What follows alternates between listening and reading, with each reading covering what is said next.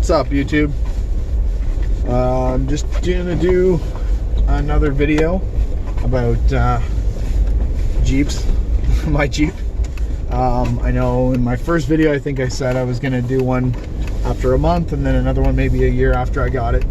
So that's what I'm doing. It's been a little over a year, so I kind of failed in that regard. It's been, well, I got my Jeep at the end of December in 2017. It's now February 2019.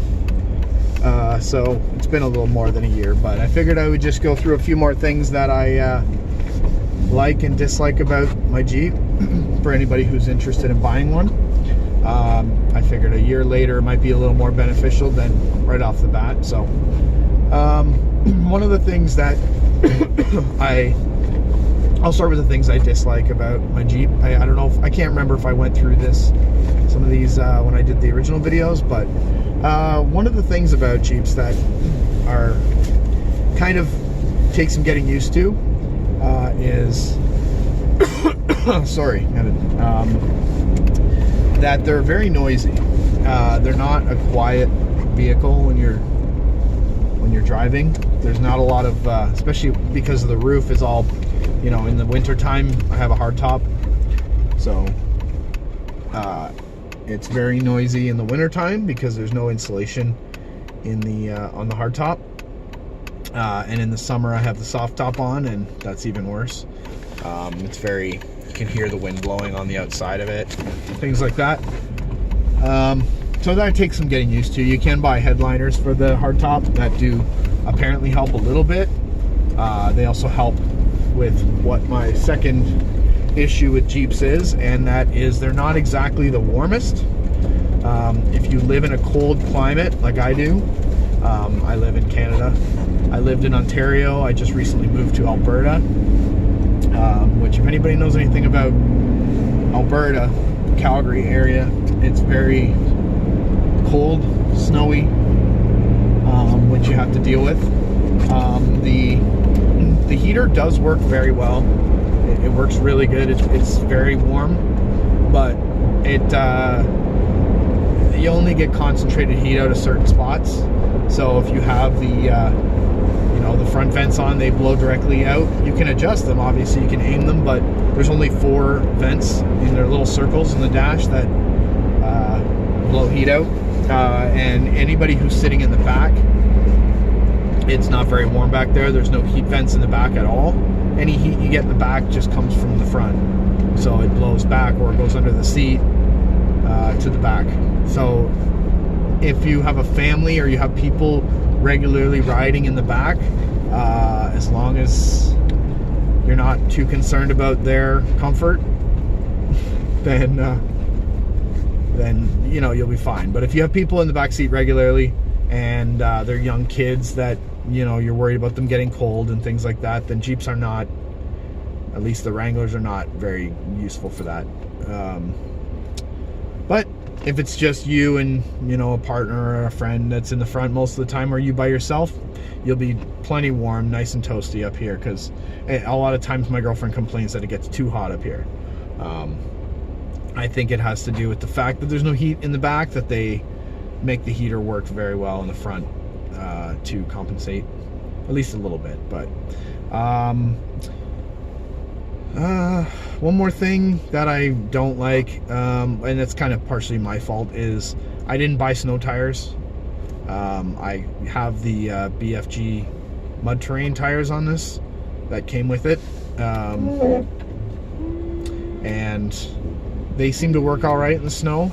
I did a 1-month road trip out to the west coast of Canada, to BC and back.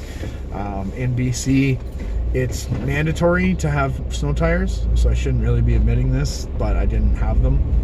I was in BC for 3 weeks. Once I got past, you know, the eastern part of BC where the mountains are, there's not a whole lot of snow, but I did find a few times where I was driving and a little bit of it was getting cold, a little bit of snow blowing in. I did definitely notice the back end slipping a little bit. Now it does have traction control, so you can feel the traction control kicking in. It does work very well, but you know, because I don't have snow tires on, It is heavy, so the back end does kick out a lot when you're on a slippery surface, but you engage the four-wheel drive and you're fine. Again, all it takes is some snow tires, but getting snow tires for this thing would probably be pretty expensive. I may consider doing it next year, especially if I'm going to be traveling into BC more often, because I'm only about 2 hours from the BC border. So if I'm going to go to BC in the winter time at all, I should have snow tires. So I might consider doing that for next winter. But,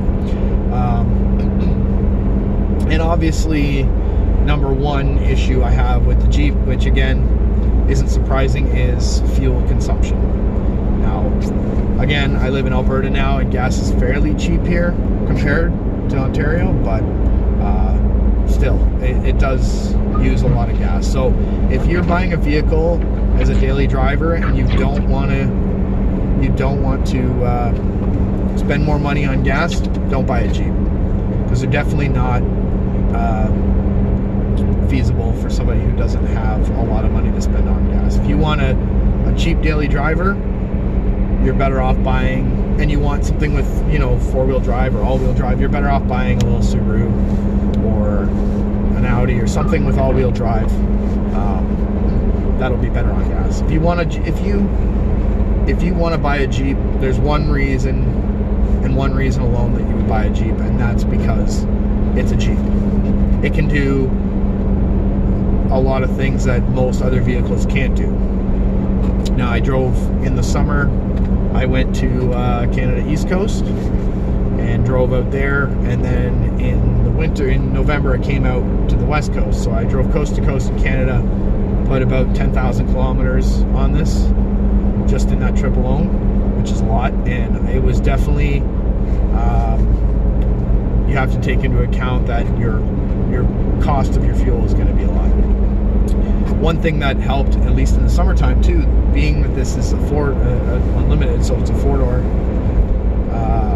is that there's enough room in here to put a double air mattress in the back.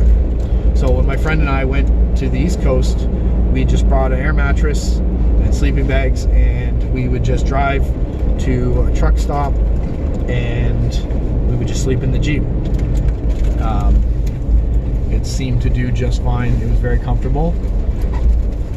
You know, there's a few things you have to do, like I had to move the seats forward a little bit because it's a little short for the air mattress, but if you move the seats forward a tiny bit, you can fit all your gear, as long as you don't have too much gear, in the front seats.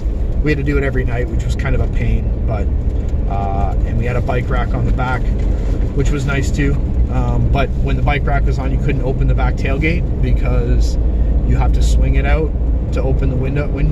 But with the bike rack on, you could open the back tailgate enough to get the window lifted up, or I guess we had the soft top on, so it wasn't glass, it was rolled up, but you could get it open enough to reach in and grab things from the back. But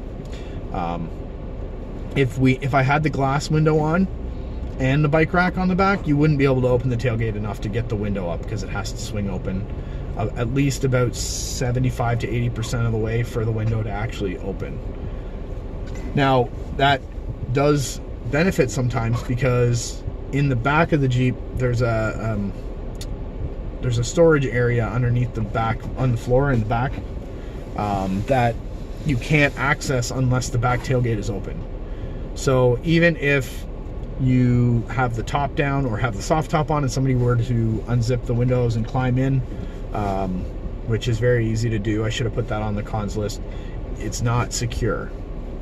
So if you're leaving valuables in the Jeep in the summertime with the soft top on, you're just asking to get robbed. I've never had it happen because I'm very careful not to leave valuables visible. There's a locking glove box and a locking center console, as well as, like I said, the storage area under the floor in the trunk, that if you put things in there and you close and lock the back tailgate, people can't get access to it. Even if they know it's there, they can't get in it, because I'm sure they could pry it open if they had tools, something to rip it open. I'm sure it's not that secure. Same with the glove box. I'm sure if somebody really, really wanted to get into it, they probably could. So don't be leaving gold bars or anything in there, anything that is valuable enough that if somebody were to steal it, it would ruin your life. But it's more than enough to secure, some important things, a cell phone or anything like that. If it's just temporary, that is totally fine.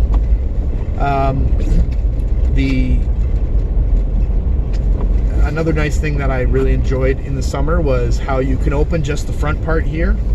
You can do it with the hardtop as well, as they have what they call the Freedom panels, which are 2 panels that come off the front from the roll, or I guess they call it a sound bar or something like that. I just call it the roll bar for argument's sake. But from here to the windshield, there's 2 panels that come off, if you're not aware of that. So you can open that part up in the summertime, or if you have just the hardtop. You can take it off anytime, but when it's cold, not that good. But it allows you to get some air blowing in without having to take the entire top off. I find that the hardtop is, for me, it's not feasible to have year-round. I mean, if that's all you have, that's all you have. If you're not willing to spend the money to have both tops, but having both tops is key for me. In the wintertime, it's definitely nice as far as, it's warmer, you don't get as much noise, things like that, and easier to keep the snow cleaning off. Being in Canada, it's definitely necessary to have a hard top. But in the summertime, I definitely recommend having a soft top. And that's because once you've put the top up and down a few times, you can have it up and down in 7 to 10 minutes. I think the best I've done is about 6 minutes, and that's really trying to. I think I was putting it up really quick because it started raining. I was at baseball and it started raining, so I had to run to the parking lot. So it is something you have to be aware of, is that you have a soft top, and that you may have to, remember whether you have it up or down. If the weather blows in, if it starts raining, you need to make sure that you put the top up. Now, I've had it a few times where it got rained on and the seats dried up in no time. I think, as far as I understand, they're slightly water resistant. They're not waterproof. I'm sure if, you drove it into a lake, you would get moisture inside, but I think for rain or even snow or any small amounts of liquid, they're not going to damage the seat permanently, which is nice. Now, I don't have leather seats. I don't like leather seats, but the fabric seats I like a lot, and they're pretty resilient. I've never had any stains or tears or anything, and I don't abuse this, but I'm the type of person that I enjoy it and using it for what it is. I don't want to baby it. I'll take care of it, but I'm not gonna lose my mind if I spill some coffee on the floor or anything. Which another thing that's nice, at least about this one, is, and I would recommend for anybody that has a Jeep, get good floor mats. Now, this came with Jeep branded slush mats, and I really like them a lot. They have a nice tread on them. Your feet don't slip on them, and I'm sliding. Again, there's perfect example of those thing you have to be aware of with Jeeps. And I'm driving on a really not icy, but it's very compact snow with a little bit of ice underneath. I went to stop at like a 4-way stop and started sliding a little bit. So you got to be careful. Because it's so heavy, when you go to brake quickly on a slippery surface, you will skid a little bit. So be aware of that. That's something you have to, and I'm assuming it's the same with the truck. I've never owned a big full-size truck, but I would assume it's the same thing. Now, right there, I had the 4-wheel drive on now, and it didn't move hardly at all. So you got to be aware of that. Especially if you're in a cold climate where you get ice build up and snow and things like that.